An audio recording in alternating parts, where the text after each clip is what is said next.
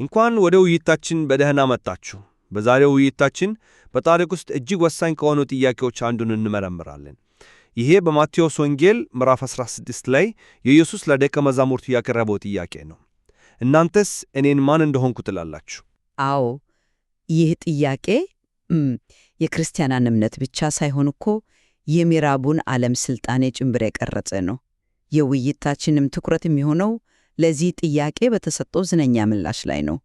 የጴጥሮስ መልስ አንተ ክርስቶስ የሕያው እግዚአብሔር ልጅ ነህ እንደ ብቸኛና ፍጹም መለኮታዊ እውነት መወሰድ አለበት ወይንስ ያው በዘመኑ ከነበሩት ተለያዩ ግንዛቤዎች መካከል አንዱ የሆነ ጥልቅ መንፈሳዊ ምልክታ ነው? ጥሩ አርገሽ አስቀምጠሽዋለሽ።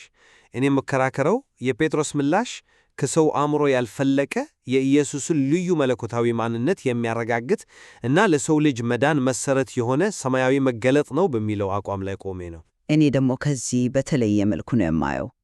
የኢየሱስ ታላቅነትና በሰው ልጆች ታሪክ ላይ ያሳደረው ማይፋቅ አሻራ የሚመነጨው ከስነ ምግባር ትምህርቶቹና ከነቢይነቱን ነው ብዬ አምናለሁ። የጴጥሮስ መልስ ማለቴ በወቅቱ የነበረ አንድ ጥልቅ አመለካከት እንጂ ብቸኛው ትርጉም ያለው ምላሽ ነው ብሎ መደምደም የኢየሱስን ሰብአዊ ገጽታና ተግባራዊ ትምህርቶች እንድንዘነጋ ያደርገናል የሚል ነው የኔ መከራከሪያ። እሺ፣ እንግዲያው ከመጀመሪያው አቋሜ ልጀምር። የጴጥሮስን መልስ ልዩ የሚያደርገው ይዘቱ ብቻ አይደለም፣ የመጣበት ምንጭም ጭምር ነው።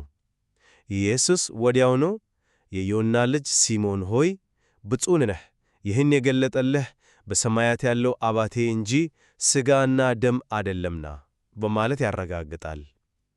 እዚህ ላይ ሥጋና ደም የሚለው አገላለጽ የሰውን ምልከታ፣ ትንተናና ግምት ያመላክታል። የሌሎቹ ሰዎች መልሶች መጥምቁ ዮሐንስ ነው፣ ኤልያስ ነው፣ በሙሉ በዚህ ምድብ ውስጥ የሚገቡ ናቸው። ያው ባዩትና በሰሙት ላይ ተመሠርተው የሰጡት ግምት ነው። የጴጥሮስ ግን ከዚህ ይለያል።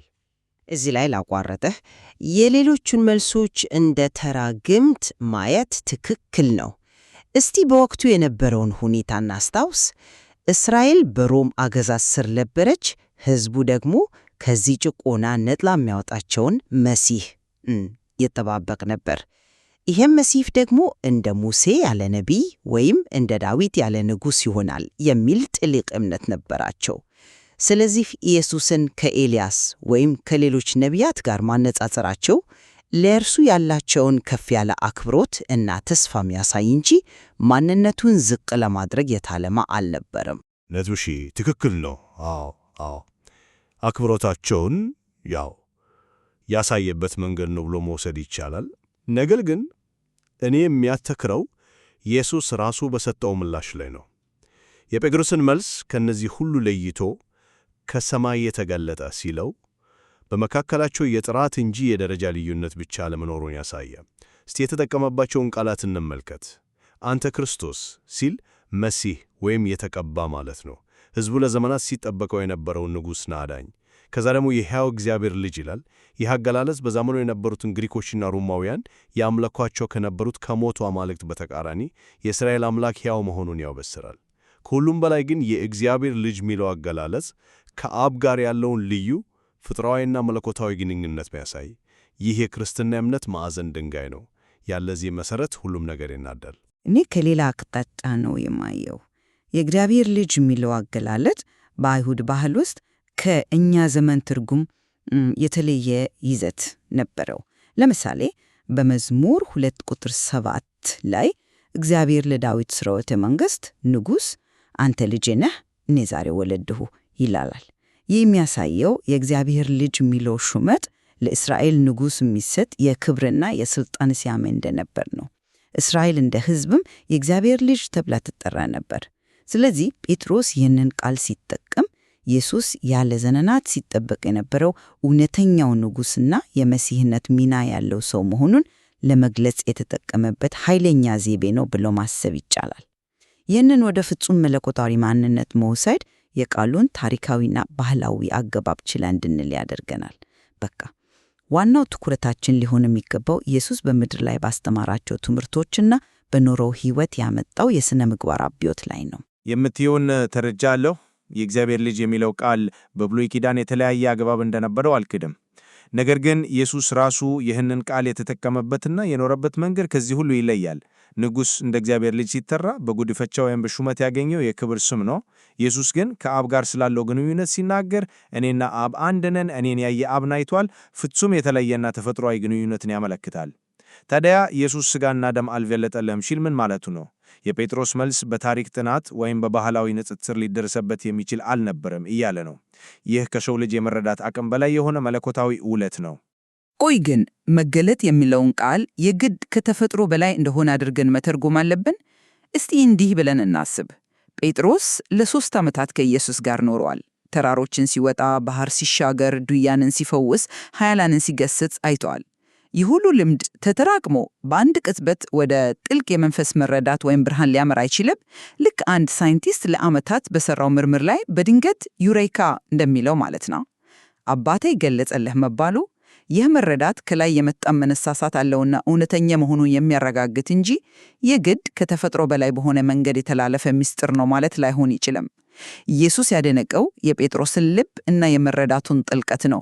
ይህም ለሌሎች ሰዎች ምላሽ በራቸው ክፍት መሆኑን አያስቀረውም። አሳማኝ ምሳሌ ነው። ነገር ግን እዚህ ላይ አንድ መሰረታዊ ልዩነት አለ። የሳይንቲስቱ ዩሬካ ይመነጨው በተጨባጭ መረጃዎችና በምክንያታዊ አስተሳሰብ ላይ ተመርኩዞ ነው። የኢየሱስ መለኮታዊ ማንነት ግን ከዚህ የተለየ ነው።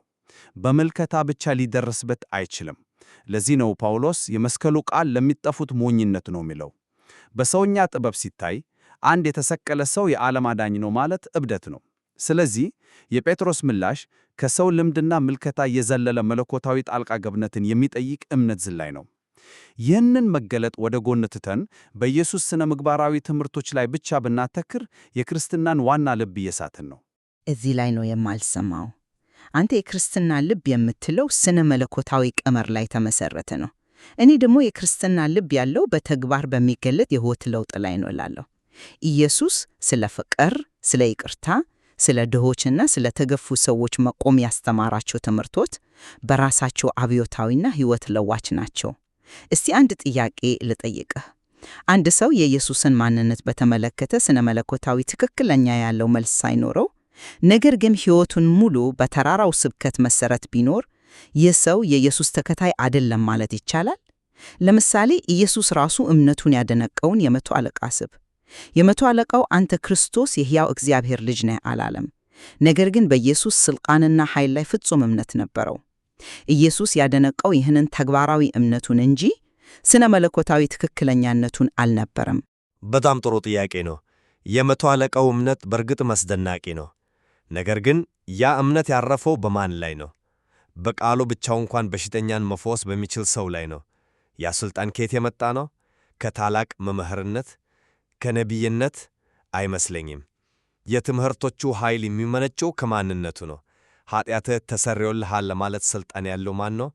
እኔ መንገድና እውነት ሕይወትም ነኝ ብሎ መናገር የሚችለው ማን ነው? አንድ ታላቅ የሥነ ምግባር መምህር እነዚህን ቃላት ከተናገረ እርሱ ወይ እብድ ነው ወይ ውሸታም ወይም ደግሞ የሚለውን የሆነው ጌታ ነው። ምርጫው ይሄ ነው። ኢየሱስን እንደ ጥሩ መምህር ብቻ ማየት ንግግሮቹን ከማንነቱ ነጥሎ እንደመወሰድ ነው። ይህ ደግሞ ልክ ኢየሱስ ራሱ እንዳለው ቤትን በአሸዋ ላይ እንደመገንባት ነው። መሠረቱ ማንነቱ ነው። ትምህርቶቹ በዚህ መሠረት ላይ የታነቱ ናቸው። እኔ ደግሞ የኢየሱስ ታላቅነት ያለው ለተለያዩ ሰዎች በተለያዩ መንገዶች መድረስ መቻሉ ላይ ነው እላለሁ።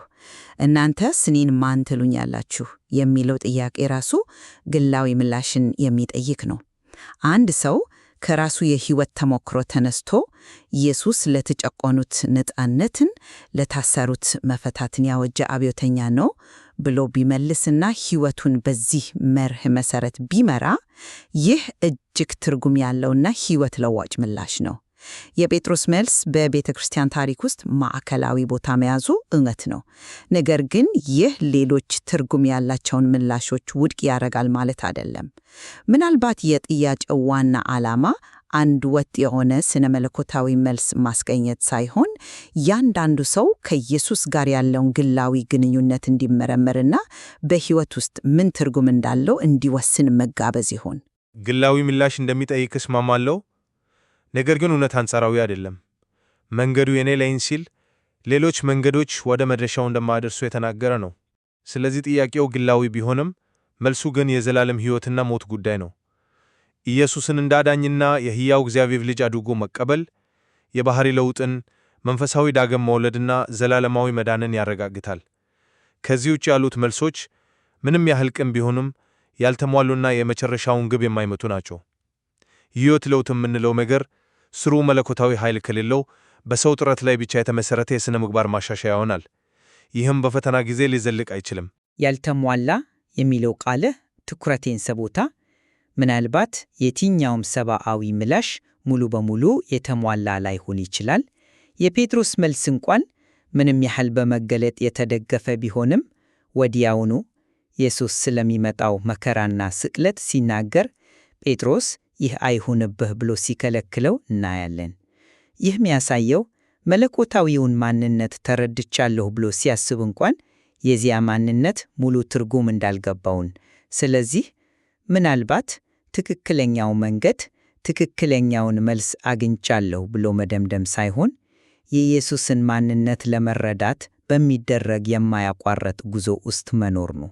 ይህ ጉዞ ደግሞ እርሱን እንደ ታላቅ መምህር፣ እንደ ነቢይ፣ እንደ አብዮተኛ እና እንደ እግዚአብሔር ልጅም እያሰሱ መጓዝን ይጠይቅ። በውይይታችን መጨረሻ ላይ ስንደርስ የኢየሱስን ማንነት እንደ ታላቅ መምህር ወይም ነቢይ ብቻ ማየት መልካም መነሻ ቢሆንም በቂ እንዳልሆነ አበክሬ መናገር እፈልጋለሁ። የሕይወት እውነተኛና ዘላቂ ለውጥ እንዲሁም የመዳን ተስፋ የሚመነጨው የጴጥሮስን መገለጥ በመቀበል ነው። ኢየሱስ በዚህች ዓለት ላይ ቤተ ክርስቲያኔን እሠራለሁ ያለው በጴጥሮስ ማንነት ላይ ሳይሆን ጴጥሮስ በመሰከረው እውነት ላይ ነው። አንተ ክርስቶስ የሕያው እግዚአብሔር ልጅ ነህ በሚለው ማይናወጥ መሠረት ላይ። የክርስትና እምነት ኃይልና ተስፋ ያለው በዚህ ልዩ ማንነቱ ላይ ነው። እኔ በበኩሌ የዛሬው ውይይት እንደሚያሳየው የኢየሱስ ማንነት በተለያዩ መንገዶች ጥልቅ ትርጉም ሊሰጥ እንደሚችል ነው። የጴጥሮስ መልስ አንዱ ጥልቅና መንፈሳዊ ምላሽ ነው። ነገር ግን ኢየሱስን እንደ ታላቅ የሥነ ምግባር አብዮተኛ እና የሰብአዊነት ተምሳሌት አድርጎ መመልከትም ለመለኮታዊ ማንነቱ ከሚሰጠው ስነ መለኮታዊ ትኩረት ያላነሰ ኃይልና የሕይወት ለዋጭነት አለው። በቃ ዋናው ነገር ለጥያቄው የሚሰጠው ምላሽ በባዶ ቃል የሚቀር ሳይሆን በሕይወት የሚተረጎም መሆኑ ነው። በመጨረሻም ሁለታችንም የምንስማማበት ነጥብ እናንተስ እኔን ማን ትሉኛላችሁ የሚለው ጥያቄ ዛሬም ለእያንዳንዱ ግለሰብ የቀረበና የግል ምላሽ የሚጠይቅ መሆኑን ነው። በእርግጥ የውይይታችንም መሠረት የጴጥሮስ ምላሽ እንደ ብቸኛ ፍቱን እውነት መቆጠር አለበት ወይስ በዘመኑ ከነበሩት ሌሎች አረዳደሮች ጋር ተመዛዝኖ እንደ አንድ ጥልቅ ሰብአዊና መንፈሳዊ ምልከታ መታየት ይቻላል? ይህ ክፍል እያንዳንዱ አድማጭ ይህን ጥያቄ በጥልቀት እንዲመረምርና የራሱን ትርጉም ያለው ምላሽ እንዲፈልግ ይጋብዛል።